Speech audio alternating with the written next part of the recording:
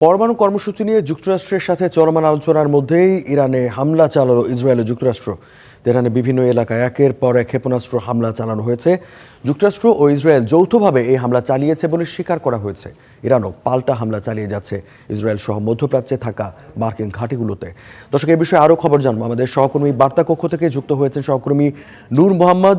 নূর মোহাম্মদ, আপনাকে স্বাগত। এবং আপনি তো সকাল থেকে বিষয়টাকে অনুসরণ করছেন, এবং দুই পক্ষের তরফ থেকে সবশেষ নতুন করে আর কোথায় হামলা চালানো হয়েছে জানাবেন। ধন্যবাদ রঞ্জু। আপনি যেমনটি জানাচ্ছিলেন যে মধ্যপ্রাচ্যের যে শুধুমাত্র ইরান, ইসরায়েল কিংবা যুক্তরাষ্ট্র এর মধ্যেই আসলে এই বিষয়টি এখন আর সীমাবদ্ধ নেই। মোটামুটি 2.5 থেকে 3 ঘন্টা পেরিয়েছে এই হামলার। এর মধ্যেই এই যুদ্ধ এখন ছড়িয়ে গেছে গোটা মধ্যপ্রাচ্য অঞ্চলে। বিষয়টি যদি আমি একটু ব্যাখ্যা করি, যে এরই মধ্যে ইরান পাল্টা হামলা শুরু করেছে। যেমনটি তারা এর আগে হুঁশিয়ারি দিয়ে আসছিল, যুক্তরাষ্ট্রকে বলেছিল যে যুক্তরাষ্ট্র যদি কোনো ধরনের সামরিক আগ্রাসন চালায় তাহলে তারা সমুচিত জবাব দেবে, এবং সেটি তারা দিচ্ছেও। এরই মধ্যে তারা হামলা চালিয়েছে সংযুক্ত আরব আমিরাতে মার্কিন ঘাঁটিতে, একই সঙ্গে বাহরাইনে 5th ফ্লিট যে আছে যুক্তরাষ্ট্রের, সেই ঘাঁটিতে তারা হামলা চালিয়েছে। একই সঙ্গে হামলা চালিয়েছে ইসরায়েলে, তারা বড় ধরনের একটি ক্ষেপণাস্ত্র হামলা চালিয়েছে, এমনটি IRGCর পক্ষ থেকে বলা হয়েছে। একই সঙ্গে হামলা চালিয়েছে সৌদি আরবের রাজধানী রিয়াদেও, সেখানকার মার্কিন ঘাঁটিতে। সব মিলিয়ে এখন পর্যন্ত ইরানের অভ্যন্তরে হামলা হচ্ছে, একই সঙ্গে ইরানও পাল্টা হামলা চালাচ্ছে। সব কিছু মিলে পরিস্থিতিটি এখন আরও বেশি জটিল হয়ে উঠছে, এবং সেটি ফুল স্কেলে যুদ্ধের দিকেই এগিয়ে যাচ্ছে, এমনটাই খবর পাওয়া যাচ্ছে আন্তর্জাতিক গণমাধ্যমগুলোতে। আপনার কাছ থেকে আরেকটু জানতে চাওয়া, নূর, আপনি নিশ্চয়ই বিষয়টা লক্ষ্য করছেন যে বিভিন্ন দেশে হামলা চালানো হয়েছে। আমি দেখতে পাচ্ছি যে কমপক্ষে 5টি দেশে হামলা চালিয়েছে, পাল্টা হামলা চালিয়েছে আসলে ইরান। তো এইটা কি পুরো মধ্যপ্রাচ্য জুড়েই হামলা ছড়িয়ে যেতে পারে, বা ওই অপর পক্ষে যারা রয়েছে যেমন যুক্তরাষ্ট্র এবং ইসরায়েল, তারা যৌথভাবে শুধু ইরানকে টার্গেট করেছে? ইরান এই হামলা কত দূর পর্যন্ত বিস্তৃত করতে পারে বলে মনে করছেন আপনি?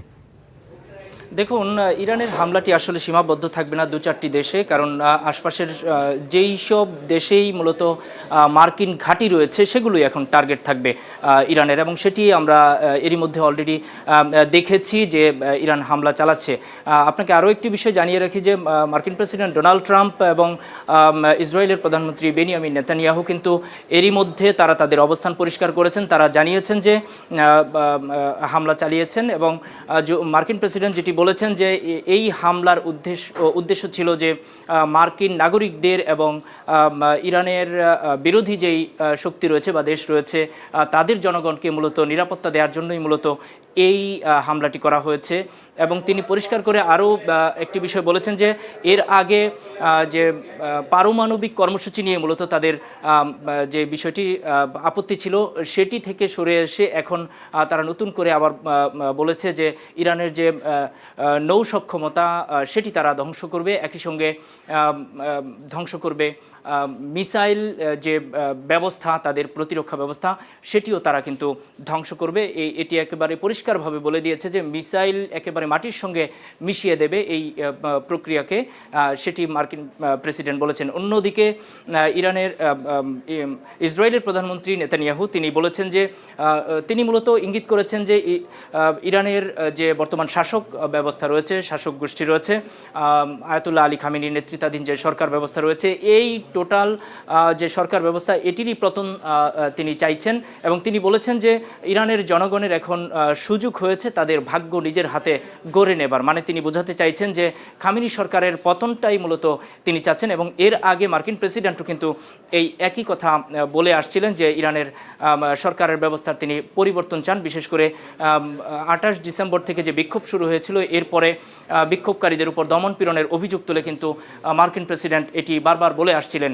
সবশেষ তিনি কালও সাংবাদিকদের প্রশ্নের জবাবে বলেছেন যে সাংবাদিকরা তাকে প্রশ্ন করেছিলেন যে আপনাকে কি কেউ আপনার যে টিম রয়েছে সেখান থেকে কি কেউ আপনাকে এরকম ধারণা দিয়েছে যে এখন হামলা করলে সরকারের পতন হবে ইরানে? তখন তিনি বলেছিলেন যে এমনটি আমাকে কেউ বলেনি, তবে তিনি প্রয়োজনে সামরিক পদক্ষেপ নেবেন এবং তিনি সেটি চান না। এটি বলার পরেই কিন্তু এই হামলাটি হয়ে গেছে। মানে অন্যদিকে চলছে ইরান এবং যুক্তরাষ্ট্রের মধ্যে পারমাণবিক ইস্যু নিয়ে আলাপ আলোচনা চলছে এবং সেটি চতুর্থতম বৈঠক হবে আগামী সোমবার, এটি নির্ধারিত রয়েছে। এর মধ্যেই হামলাটি হয়ে গেল এবং যুক্তরাষ্ট্র এবং ইসরায়েল এই দুপক্ষ মিলে মূলত ইরানকে একটি দোলাচলে ফেলে এই হামলাটি চালিয়েছে, এমনটাই এখন পর্যন্ত বোঝা যাচ্ছে। নূর, আপনার কাছ থেকে আরেকটু জানতে চাইবো যে আপনি বলছিলেন যে একটা আলোচনা হচ্ছে, সেটা আগামী সোমবার হওয়ার কথা ছিল, এরকম একটি মানে তারিখও পড়ে ছিল। গত বৃহস্পতিবারই তো মানে সবশেষ বৈঠক করলো, সেখানে আব্বাস আরাকচিও ছিলেন এবং তারা পরমাণু কর্মসূচি নিরস্ত্রীকরণ সংক্রান্ত বিষয়ে অনেক দূর অগ্রগতি হয়েছে বলে আরাকচি জানাচ্ছিলেন। তো এর মধ্যে এই হামলা, মানে ওই আলোচনাটা কি তাহলে শুধুমাত্র আইওয়াশ ছিল? আপনি যথার্থই বলেছেন, বিষয়টি আসলে এই রকমই। মূলত যুক্তরাষ্ট্র এবং ইসরায়েলের পরিকল্পনাগুলো এই রকমই থাকে। এটি আমরা মূলত গত বছরের যে হামলার যে পরিকল্পনা তাদের ছিল সেটি থেকে আমরা এটাই বলতে পারি এবং এই দুটো ঘটনার সঙ্গে একেবারেই পুরোপুরি মিল। তখনও ইসরায়েল এবং ইরানের যেই যুদ্ধ চলছিল, 12 দিনের যে যুদ্ধ হয়েছে, তখন শেষ দিকে এসে যুক্তরাষ্ট্র দুতিয়ালি করার চেষ্টা করেছিল। যুক্তরাষ্ট্র বলেছিল যে ইরানকে সময় বেঁধে দিয়েছিল যে আলাপ আলোচনার মাধ্যমে একটি চুক্তিতে আসার, কিন্তু সময় দেওয়ার ঠিক দুদিনের মাথায় যুক্তরাষ্ট্র নিজেই হামলা করে বসে। ইরানের যে পারমাণবিক কর্মসূচি যে প্রকল্পগুলো রয়েছে সেই কেন্দ্রগুলোতে অন্তত তিনটি কেন্দ্র লক্ষ্য করে তখন যুক্তরাষ্ট্রের যে বোমারু বিমান রয়েছে, B2 স্টেলথ বোমারু বিমান, এবং এই টোটাল জঙ্গি বিমানের বহর দিয়ে মূলত এই পারমাণবিক যে কেন্দ্রগুলো সেগুলোতে ইস্পাহান, ফর্দো এবং নাতানজ, এই তিনটি পারমাণবিক কেন্দ্রকে মূলত টার্গেট করা হয়েছিল। তখন মার্কিন প্রেসিডেন্ট দাবি করেছিলেন যে এই ইরানের যে কর্মসূচি সেটি পুরোপুরি ধ্বংস হয়ে গেছে এবং তিনি এটি দাবি করেছিলেন। সবশেষ গতকালও তিনি দাবি করেছেন যে ইরানের এই ধরনের কোনো কর্মসূচি থাকতে পারবে না।